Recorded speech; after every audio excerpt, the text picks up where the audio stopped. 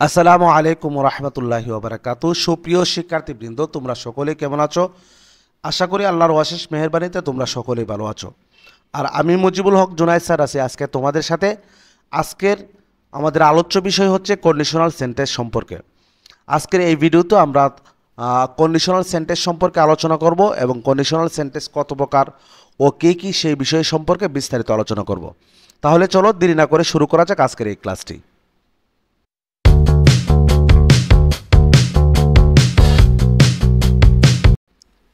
প্রিয় শিক্ষার্থীবৃন্দ, চলো আমরা কন্ডিশনাল সেন্টেন্স কাকে বলে আমরা কন্ডিশনাল সেন্টেন্স সম্পর্কে একটু পরিচিত হই। দেখো, যদি সেন্টেন্সে অবস্থিত দুটি কাজের মধ্যে একটি কাজ হওয়া বা না হওয়া একই সেন্টেন্সের অপর একটি কাজ হওয়া বা না হওয়ার উপর নির্ভর করে, তবে তাকে কন্ডিশনাল সেন্টেন্স বলে। অর্থাৎ একটি বাক্যের মধ্যে দুইটা পার্ট থাকবে, সেন্টেন্সের দুইটা পার্ট থাকবে, অর্থাৎ দুইটা আলাদা সাবজেক্ট থাকবে এবং দুইটা ভার্ব থাকবে। প্রথম যে বাক্যটা থাকবে সেই বাক্যাংশটা নির্ভর করবে দ্বিতীয় বাক্যাংশের উপর। তার এরকম যদি হয় তাকে কন্ডিশনাল সেন্টেন্স বলে।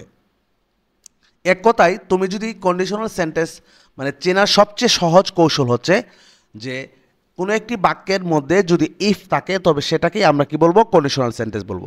তাহলে আমরা এক কথায় বলতে পারি যে ইফ যুক্ত বাক্যকেই মূলত কি বলা হয়, কন্ডিশনাল সেন্টেন্স বলে। এখন চলো আমরা জেনে আসি যে কন্ডিশনাল সেন্টেন্স মূলত কত প্রকার। কন্ডিশনাল সেন্টেন্স মূলত চার প্রকার। এক হচ্ছে জিরো কন্ডিশনাল, দুই হচ্ছে ফার্স্ট কন্ডিশনাল, তিন হচ্ছে সেকেন্ড কন্ডিশনাল, চার হচ্ছে থার্ড কন্ডিশনাল। এখন আমরা zero conditional, first conditional, second conditional এবং থার্ড কন্ডিশনাল এগুলোর সাথে আমরা মূলত পরিচিত হব। কিভাবে আমরা চিনব জিরো কন্ডিশনাল কোনটা, তারপর হচ্ছে ফার্স্ট কন্ডিশনাল কোন বাক্যটি, তারপর হচ্ছে সেকেন্ড কন্ডিশনাল কোন বাক্যটি, থার্ড কন্ডিশনাল কোন বাক্যটি। তাহলে দেখো, আমরা পরবর্তী ধাপে যাচ্ছি। দেখো, স্ট্রাকচার অফ কন্ডিশনাল সেন্টেন্স মানে হচ্ছে কন্ডিশনাল সেন্টেন্সের গঠন, অর্থাৎ কন্ডিশনাল সেন্টেন্স চেনার উপায়ও বলতে পারো বা তোমার স্ট্রাকচারও বলতে পারো। বিষয়টা হচ্ছে, দেখো, প্রথমেই আমরা দেখব জিরো কন্ডিশনাল কাকে বলে বা কিভাবে চিনতে পারবো। দেখো, if plus present indefinite tense, if plus present indefinite tense, অর্থাৎ আমরা বলছিলাম যে কন্ডিশনাল সেন্টেন্সে দুইটি কি থাকবে, অংশ থাকবে, কমার আগে একটা অংশ, পরে একটা অংশ। তাহলে কমার আগের অংশটা যদি ইফের পরে যদি প্রেজেন্ট ইনডিফিনিট টেন্স হয় আর পরের অংশটাও যদি কি হয়, প্রেজেন্ট ইনডিফিনিট টেন্স হয়, তাহলে আমরা সেই বাক্যটাকে বলবো জিরো কন্ডিশনাল। এখন একটা বিষয় হচ্ছে, জিরো কন্ডিশনাল মূলত কোন জায়গায় বসে এই জিনিসটা তোমাকে বুঝতে হবে। যে জিরো কন্ডিশনাল সাধারণত চিরন্তন সত্য বা বৈজ্ঞানিক সত্য অথবা অভ্যাসগত কর্ম প্রকাশের ক্ষেত্রে ব্যবহৃত হয়।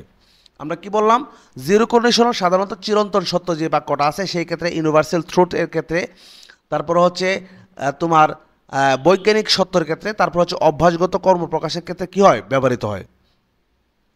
আমরা প্রত্যেকটা বিষয় আমরা উদাহরণের মাধ্যমে জানবো পরবর্তী বাক্যে অংশে। দেখো, তারপরে হচ্ছে আমরা ফার্স্ট কন্ডিশনাল বাক্য সম্পর্কে আমরা জানবো। দেখো, if plus present indefinite tense, অর্থাৎ ইফের পরে যদি কি থাকে, অর্থাৎ কমায়ের আগের অংশ যদি ইফের যদি কি হয়, প্রেজেন্ট ইনডিফিনিট টেন্স হয়। কি বললাম, ইফের পরে যদি প্রেজেন্ট ইনডিফিনিট টেন্স হয় আর কমায়ের পরের অংশটা যদি ফিউচার ইনডিফিনিট টেন্স হয়, তাহলে সেটাকে আমরা বলবো ফার্স্ট কন্ডিশনাল। এই ক্ষেত্রটা আসলে কন্ডিশনাল সেন্টেন্স কমপ্লিটিং সেন্টেন্স এর ক্ষেত্রে খুবই একটা গুরুত্বপূর্ণ ভূমিকা পালন করে। কমপ্লিটিং সেন্টেন্সে তোমাদের এসএসসি বলো অথবা এইচএসসি বলো, সব ইংলিশ সেকেন্ড পার্টের কমপ্লিটিং সেন্টেন্স পার্ট অংশে কন্ডিশনাল সেন্টেন্স থেকে অবশ্যই একটা বাক্য দেওয়া থাকবে। তাহলে আমরা এগুলো নিয়ে যখন আমরা কমপ্লিটিং সেন্টেন্স নিয়ে আলোচনা করব, তাহলে কীভাবে পূরণ করতে হয় সেগুলো একটু বিস্তারিত আমরা জানবো। তারপরে যে আমরা কি জানলাম, ফার্স্ট কন্ডিশনাল সেন্টেন্স হচ্ছে ইফের পরে যদি প্রেজেন্ট ইনডিফিনিট টেন্স হয় আর কমায়ের পরের বাক্যটা যদি ফিউচার ইনডিফিনিট টেন্স হয়, তাহলে সেই ক্ষেত্রে এই বাক্যটাকে আমরা বলবো ফার্স্ট কন্ডিশনাল। তারপরে হচ্ছে সেকেন্ড কন্ডিশনাল বাক্য। দেখো, if plus past indefinite tense, অর্থাৎ কমায়ের আগের অংশে যদি ইফের পরে পাস্ট ইনডিফিনিট টেন্স থাকে আর কমায়ের পরের অংশে যদি কি থাকে, সাবজেক্ট এরপরে উড অথবা কুড অথবা মাইট প্লাস ভার্ব ওয়ান থাকে, তবে সেটাকে আমরা বলবো সেকেন্ড কন্ডিশনাল বাক্য। তারপরে হচ্ছে থার্ড কন্ডিশনাল। দেখো, if plus past perfect tense, অর্থাৎ কমায়ের আগের অংশটা যদি পাস্ট পারফেক্ট টেন্স হয়, ইফের পরে যদি পাস্ট পারফেক্ট টেন্স থাকে, আর কমায়ের পরের অংশটা যদি কি থাকে সাবজেক্ট, এরপরে উড হ্যাভ অথবা কুড হ্যাভ অথবা মাইট হ্যাভ থাকে, আর এরপরে যদি ভার্বের পাস্ট পার্টিসিপল ফর্ম থাকে, তবে আমরা সেই বাক্যটাকে বলবো কি থার্ড কন্ডিশনাল। আশা করি তোমরা এই স্ট্রাকচারটা, চারটা কন্ডিশনাল সেন্টেন্সের স্ট্রাকচারগুলো তোমরা ভালো করে বুঝতে পারছো। এখন আমরা চলো ওই বাক্যটার আমরা উদাহরণের এই 4 প্রকার কন্ডিশনাল সেন্টেন্সের এক্সাম্পলগুলো আমরা দেখি। দেখো এক্সাম্পল সেন্টেন্স, দেখো ইফ ইউ হিট ওয়াটার, যদি তুমি পানিকে কী দাও, তাপ দাও, তাহলে কি হবে? পানি তো সিদ্ধই হবে। ইট বয়েলস, কী হবে? এটা মূলত সিদ্ধ হবে। তাহলে এটা কি চিরন্তন সত্য না? পানিকে তাপ দিলে তো কি হয়, মানে কে গরমই হয় বা তাপ সিদ্ধ হয়। এই ক্ষেত্রে আমরা এই বিষয়টা দেখো আমরা আগেই বলছি যে ইফ যুক্ত বাক্যকেই কি বলা হয়? কন্ডিশনাল সেন্টেন্স বলা হয়। তাহলে এখানে 4টা বাক্যের মধ্যে কি আছে? ইফ আছে। এখন আমাদেরকে দেখতে হবে যে কমায়ের আগের অংশ। আমরা বলছি ইফ ইউ হিট ওয়াটার, দেখো ইউ হিট, হিট হচ্ছে ভার্বের প্রেজেন্ট ফর্ম, আর সাবজেক্টের পরে যদি ভার্বের প্রেজেন্ট ফর্ম থাকে তাহলে সেটাকে আমরা কি বলি? প্রেজেন্ট ইনডিফিনিট টেন্স বলি। তাহলে এর পরের অংশটা দেখবো, কমার পরের অংশটা দেখো সাবজেক্টের পরে বয়েলস, বয়েলস মানে হচ্ছে সিদ্ধ করা। তো এই ক্ষেত্রে আমরা মূলত দেখো ইটের পরে বয়েলস যে ভার্বটা আছে এটার সাথে এস বাই এস আছে। তো আমরা কি জানলাম যে প্রেজেন্ট ইনডিফিনিট টেন্সের গঠনটা হচ্ছে সাবজেক্ট প্লাস ভার্বের প্রেজেন্ট ফর্ম অথবা ভার্বের সাথে এস বাই এস। দেখো এই বাক্যের 2টা অংশে হচ্ছে প্রেজেন্ট ইনডিফিনিট টেন্স। তাহলে বলো তো এই বাক্যটা কোন কন্ডিশনাল সেন্টেন্স? নিশ্চয় তোমরা বলবা এটা হচ্ছে জিরো কন্ডিশনাল সেন্টেন্স। আশা করি তোমরা বিষয়টা বুঝতে পারছো। সেকেন্ড যে উদাহরণটা আমরা দেখতেছি, দেখো ইফ ইট রেইনস টুডে, এই রেইনস হচ্ছে ভার্বের প্রেজেন্ট ফর্ম, এর সাথে এস বাই এস আছে। তাহলে ইফের পরের অংশটা হচ্ছে প্রেজেন্ট ইনডিফিনিট টেন্স।